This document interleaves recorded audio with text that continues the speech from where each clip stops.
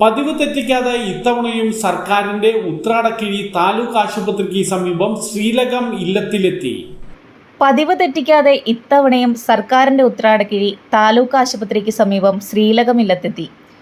ചാഴൂർ കോവിലകത്ത് ശേഖരൻ ഭട്ടതിരിപ്പാട് മകൾ രമണി നന്ദകുമാർ, മകൾ ശ്രീലേഖ വർമ്മ എന്നിവർക്കാണ് സർക്കാരിന് വേണ്ടി തഹസിൽദാർ ഉത്രാടക്കിഴി വീട്ടിലെത്തി നൽകിയത്.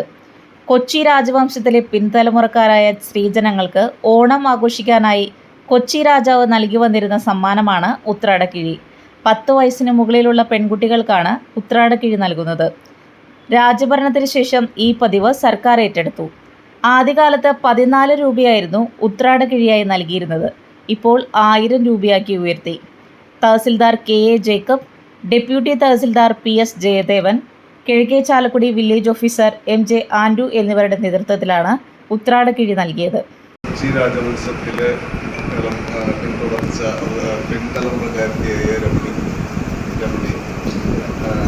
നന്ദകുമാർ, അന്ന് കൊച്ചി രാജാവ് ആ രാജവംശത്തിലെ പെൺകുട്ടികൾക്ക് ഓണം ആഘോഷത്തിന് വേണ്ടിയിട്ട് നൽകി വന്നിരുന്ന ചെറിയ സംഖ്യയായിരുന്നു. പിന്നീട് കാലക്രമണത്തിന് അത് ഒരു 1000 രൂപയായിട്ട് സർക്കാർ ഉയർത്തി. അതെല്ലാ വർഷവും ഉത്രാടത്തിൻ്റെ അന്ന് തഹസിൽദാർ ഈ രമണി നന്ദകുമാറിനെ തുടർച്ചയായിട്ട് ഇപ്പോൾ 10 വർഷത്തോളമായി ചാലക്കുടിയിൽ വന്നിട്ട് കൊടുക്കാറുണ്ട്.